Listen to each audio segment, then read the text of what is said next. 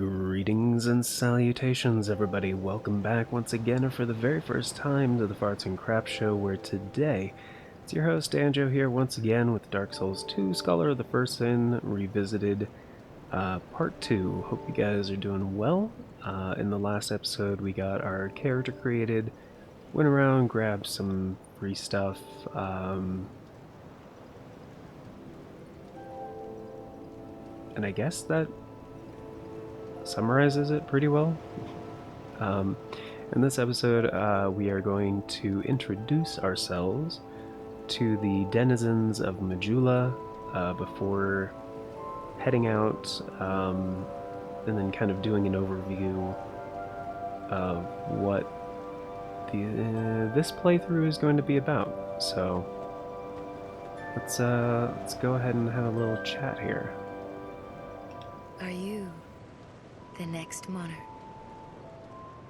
Or merely a pawn of fate? Bearer of the curse, I will remain by your side till this frail hope shatters. Take this with you. May it ease your journey. Go on and see the king. He who made Drangleic what it once was. He who peered at the essence of the soul. King Vendrick. Bearer of the curse, seek misery. For misery will lead you to greater, stronger souls. You will never meet the king with a soul so frail and pallid. Seek those whose names are unutterable. The four endowed with immense souls. Their souls will serve as beacons. Once you have found them, return here to me, so that hope will not fade away. Is that a shard you found? Here, let me see it, so that I may help you.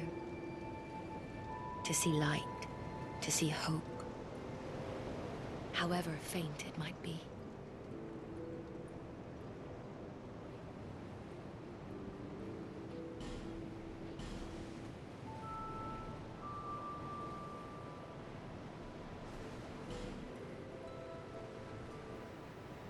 Okay, so yes, Emerald Herald, she's fantastic.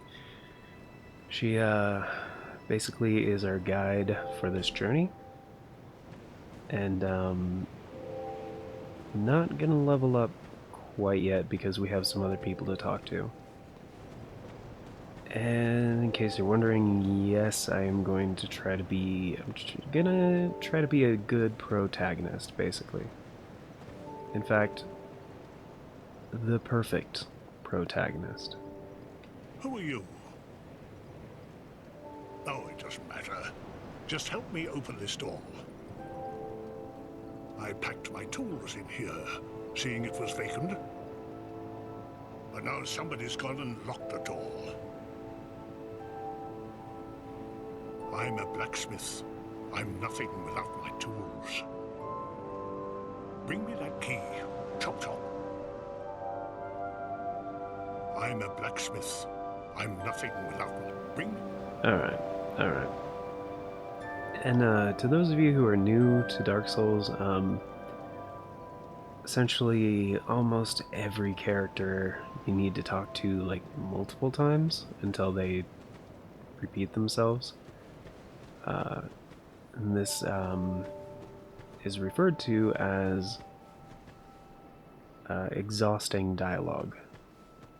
So, and actually, you know what, we're not going to talk to that guy yet because I'm not going to be buying anything from him for a while.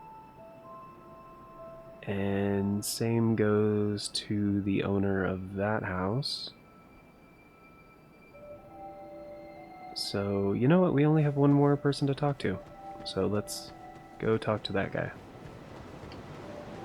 who is kind of a callback character to Dark Souls 1.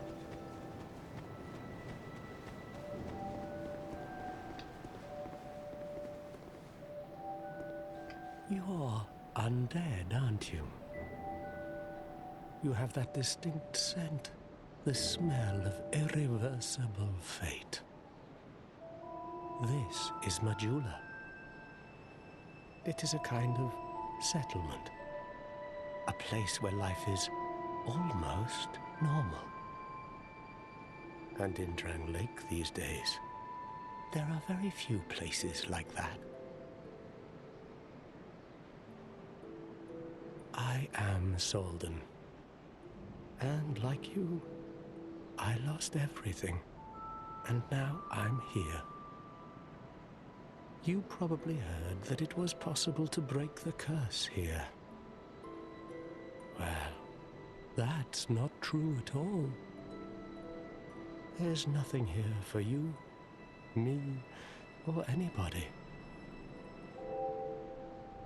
Do you know much about souls? Even I'm not certain, but I'm told that the soul is the essence of life itself. Anything living, sentient or no, supposedly has one. What we call the curse is traceable to the soul. Do you see what that means? To be alive, to walk this earth. That's the real curse, right there.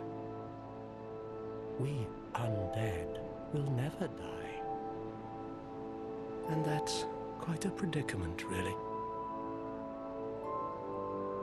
There are 4 beings in this land with giant souls. And wherever you go from here, you'll sooner or later come up against them.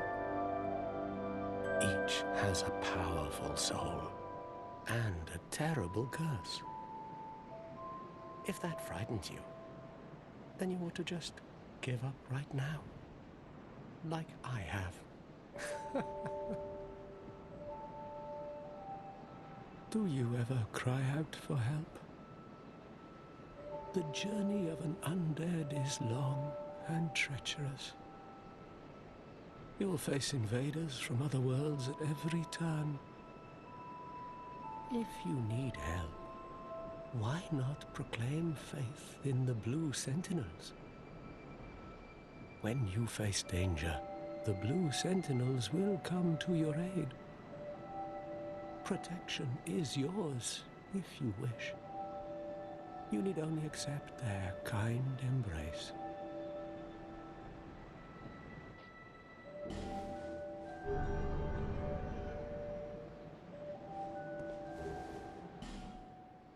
That is a wise decision. People are weak, but the Blue Sentinels watch over us in their benevolence. Let the Sentinels cradle you in their embrace. Do you feel lonely here? It suits me just fine, as I've nothing left anyway. It will grow on you, this place. Give it some time. Okay. Yeah, so this guy is a real downer. But in case you're going for the achievement where you need all the gestures, that is how you get that one. So may you find peace on your journey. Cool. Kind of thought he was going to follow that up with something, considering the ellipsis at the end, but yeah. So that is our second ring of the game, the blue seal, which increases our max HP by a little bit, so it's pretty good to have.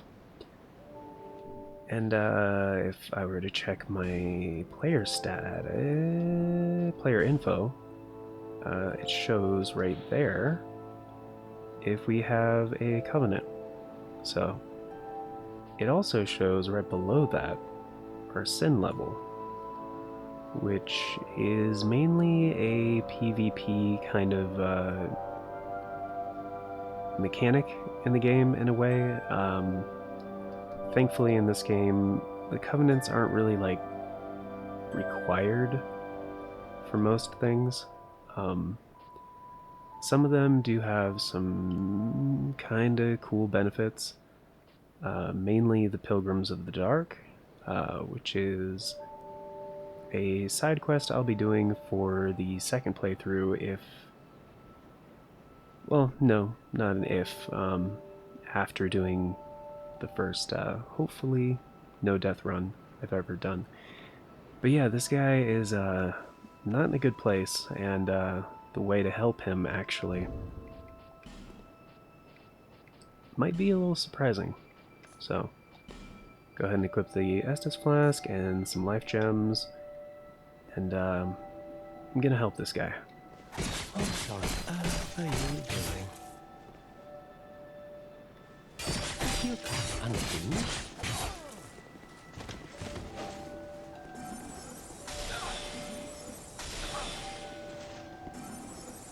What could possibly come of this?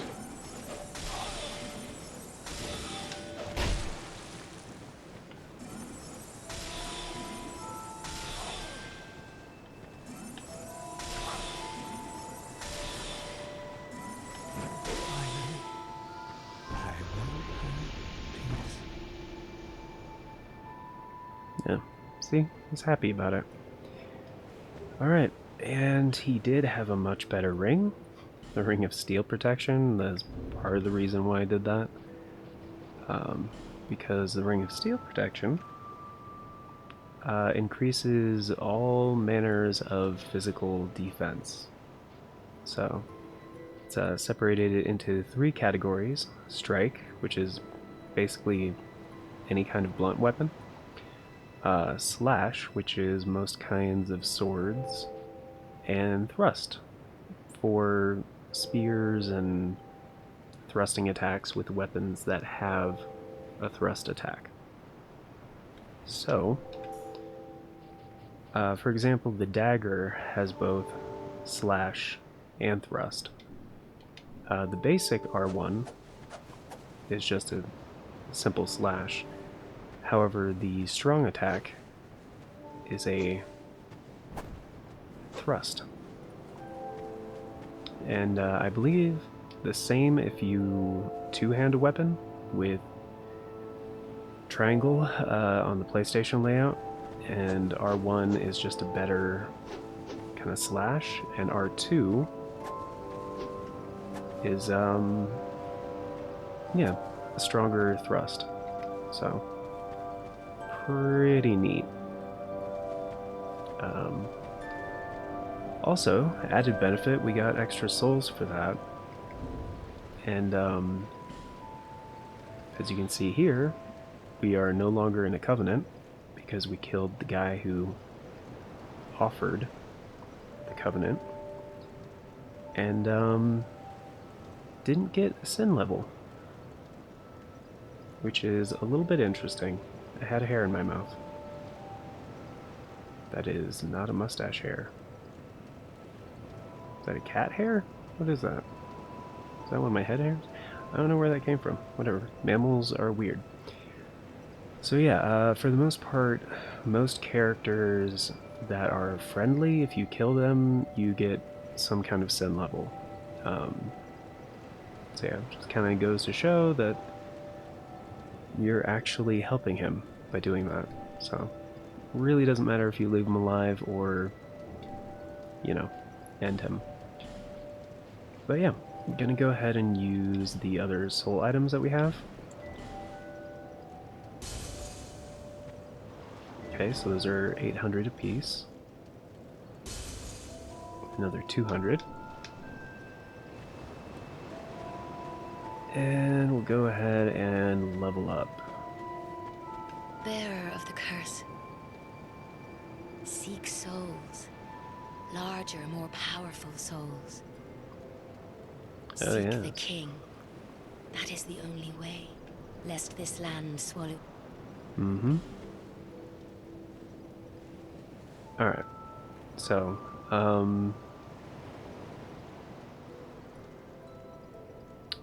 first what I want to do It's 1 point in attunement. Because we started as a sorcerer, it's already at 12. At 13, you get another spell slot, which is going to come into play very soon. Also, I don't want to be stuck using a dagger for a long time, so I'm going to spec into strength for a while. Which...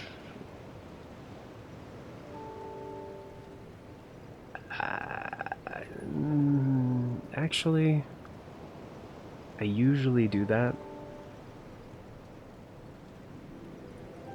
first.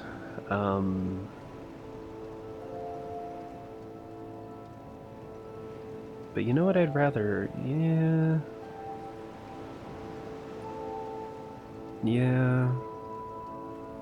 Never mind.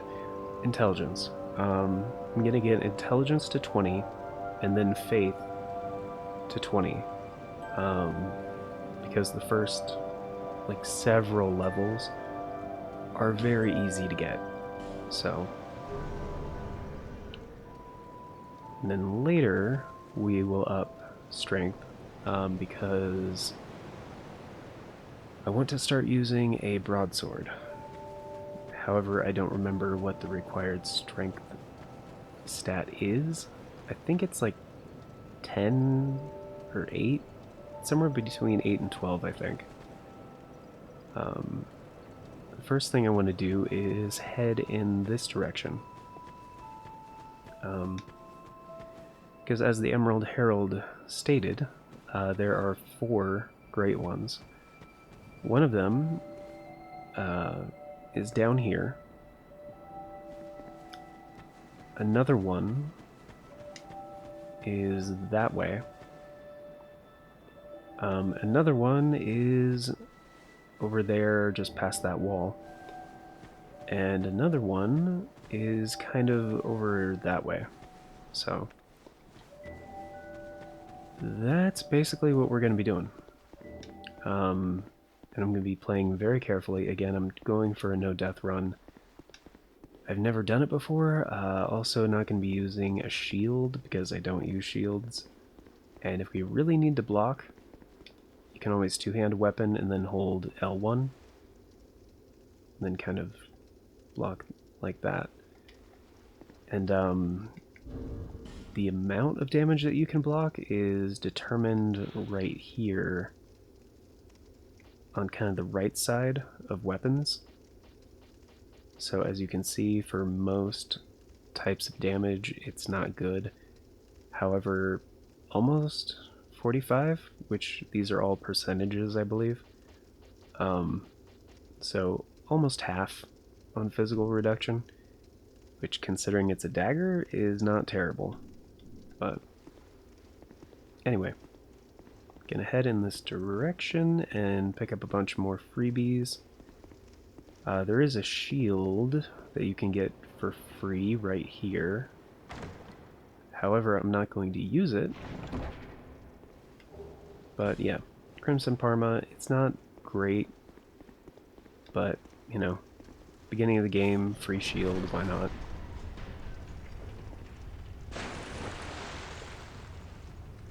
And hopefully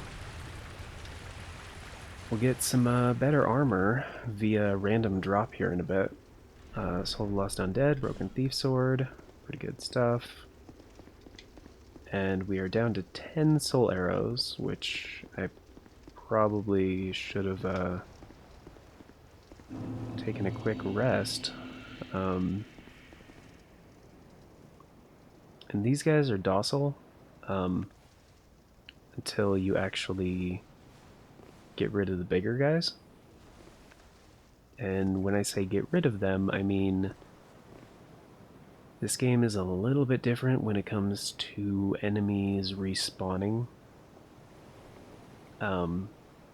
Because unlike Bloodborne, Dark Souls 3 and 1? In Sekiro? Actually, I think this is the only one. I could be wrong. This game has a respawn limit. which is uncommon in the series of Soulsborne games. So essentially, if you kill the same enemy, I think 15 times, somewhere between 12 and 16, then they'll be gone permanently until you use either a bonfire ascetic or start your next playthrough. So that can be both a good and a bad thing, because A, it makes some areas easier to get through because there's no enemies, and B, it makes it so you can't just like grind the same enemy over and over and over and over again until you're like max level.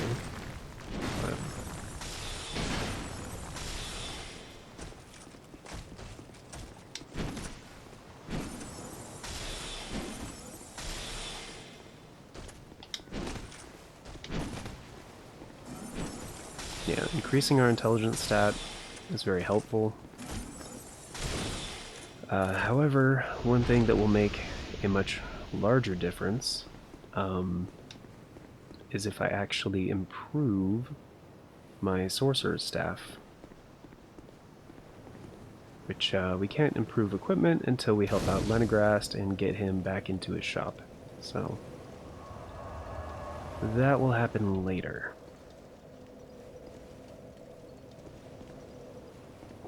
But for now, I'm hoping to get some random drops here.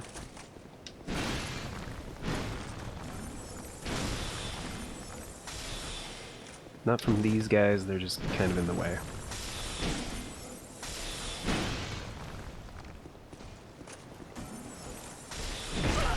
Oh.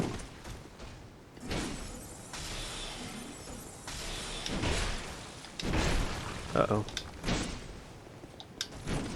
That was close.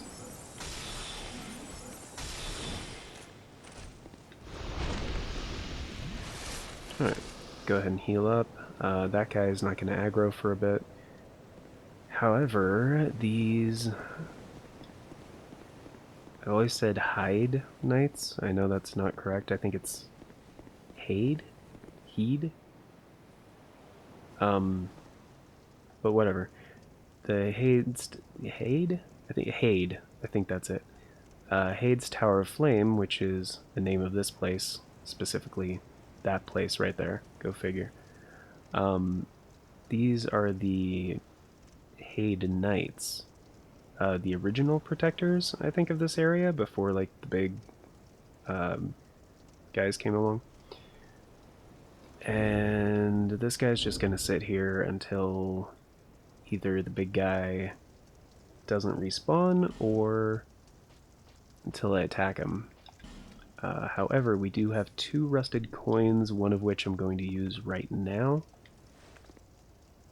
because I am hoping to get a piece of their armor,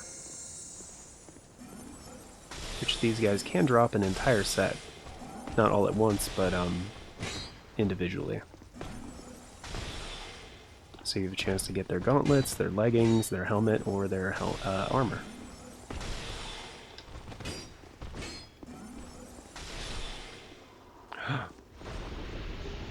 Dude, gauntlets. Okay. That was sick. It's a very, very low percentage. It's like a 2 or a 5% chance or something to get a piece of armor from these guys. So that is a win. Of course, I believe their armor is referred to as a chainmail, and it's actually quite good. Quite good. So I'm hoping to also get that. Dude, and the leggings. Oh my goodness, so good. Okay, that is very fortunate. We got 2 pieces. That like never happens. And I don't remember if resting at a bonfire like eliminates the effect of a rusted coin, but I think it does.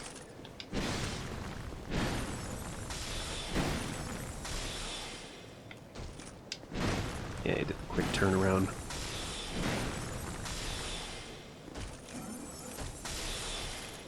Yeah, do your thing.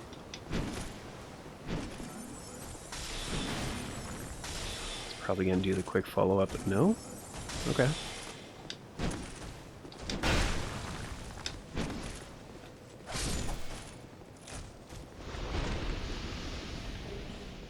Ooh, Old Knight armor.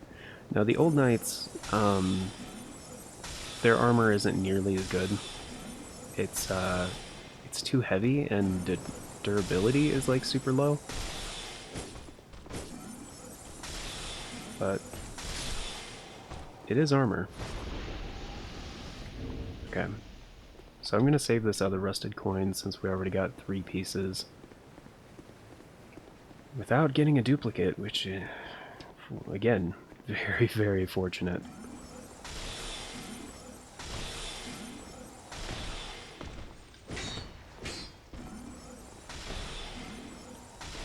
And I don't know if I said it in the last episode, but this is actually my favorite Souls game. Like, it's, damn. Highly underrated in my opinion.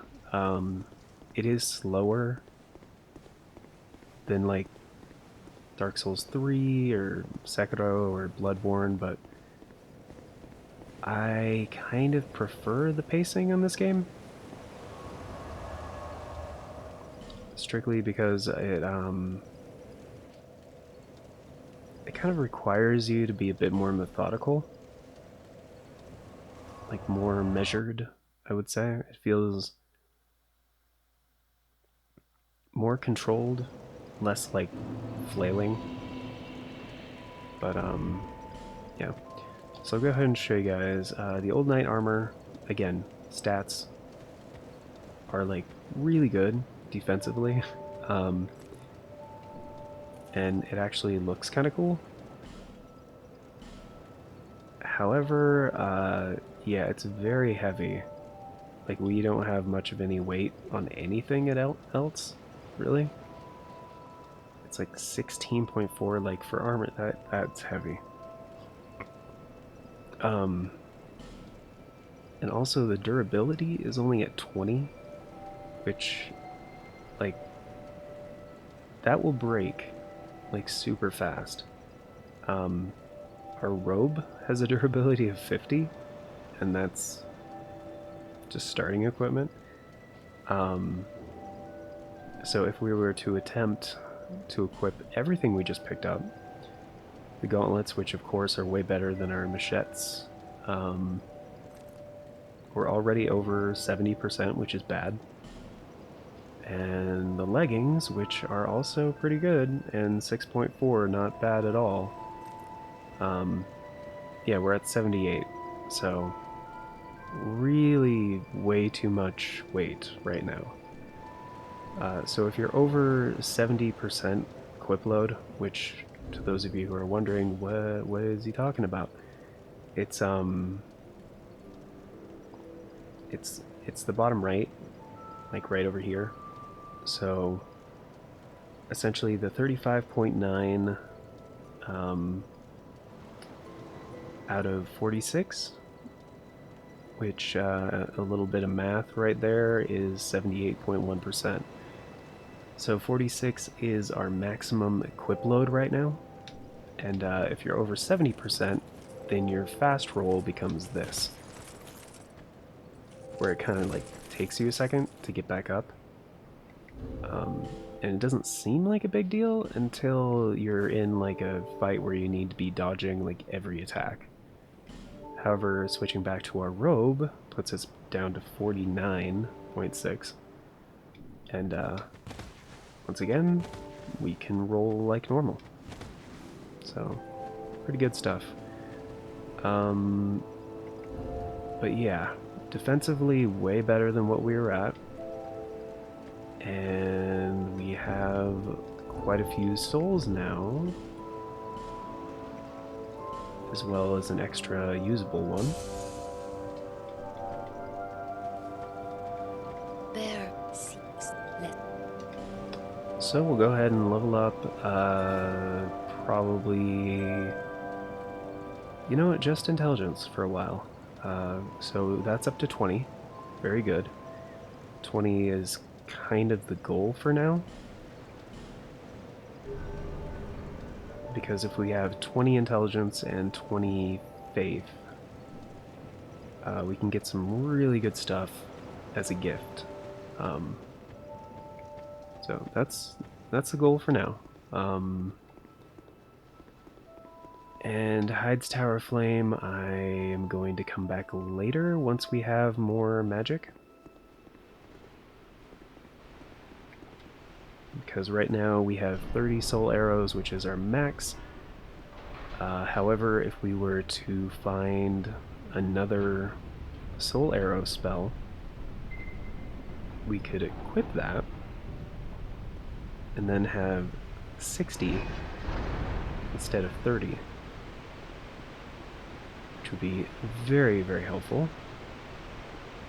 And going through here, have a little bridge here, which is solid, by the way. It's kind of easy to fall off, so if you don't want to risk it, it's not really worth it, honestly. But I've done this like hundreds of times, so it's just an extra human effigy. Getting those items, however, right there, that is an extra risk, which I don't recommend. Unless you don't care how many times your character dies, then by all means go for it. But for now, I'm going to go this way because it's a little bit safer, and trying to not see those 2 red words that you never want to see in one of these games. Definitely a bad attack there. It's like a one-shot if he grabs you. And honestly, you can ignore this guy. I just wanted to take him out because, you know, extra souls, and also has a chance of dropping some good stuff.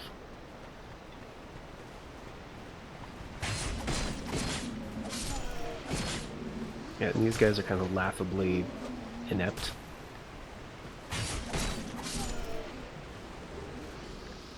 Hey, we got a knife. That's actually a decent weapon. I mean, comparatively to our dagger, it's decent.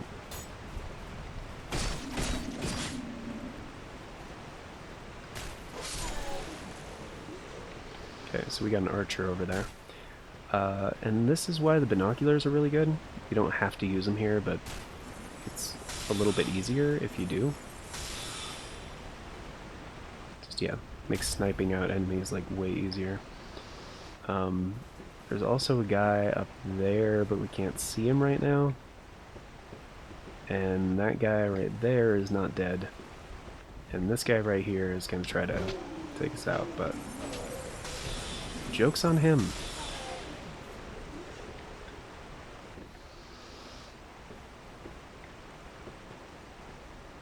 There he is. Hello.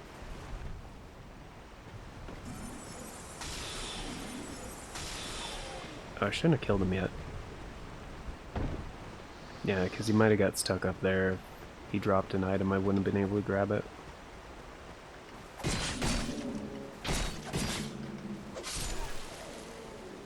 Drop something?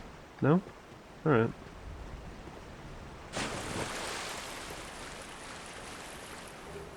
That's a Lost Undead, awesome. And around here. And we are actually at time. And it would likely take more than a minute to get to our next destination. Okay, yeah, so I did skip a checkpoint, so I'll just show you guys where that is. I skipped it because it's really not necessary and we're not too far from the next checkpoint. But yeah, it's this one right here. But yeah, if you're low on Estus or, you know, spell uses or durability, whatever, highly recommend that one. Also, as a comparison, I don't think I mentioned it, but the Jade Knight equipment, durability of 90. So, much better. Much better. Plus, it does have an attribute bonus, scaling with strength, with a C bonus, which is not bad. And there's no like actual strength requirement for it, so pretty good. Ill 9 armor is an A bonus, but again, super heavy. Maybe later when we can actually equip more things, but in order to do that, we're going to have to increase our vitality. And for now, I don't really want to put points into that because we're in a good place. We're in a good place right now. So, but yeah, thank you all for stopping by. I greatly appreciate it. I hope you guys had a good time, and man, I freaking love it. So, like the ambience. I love the ambience in this game. And of course, a very special thank you to the Farts and Crap Show members, Old Cranky Gamer and Novalis Draconis. Thank you guys so much for checking out that join button down below, choosing to support the show a bit more directly. Greatly helps out. And until next time, everybody, take care, and I hope you all have a wonderful day.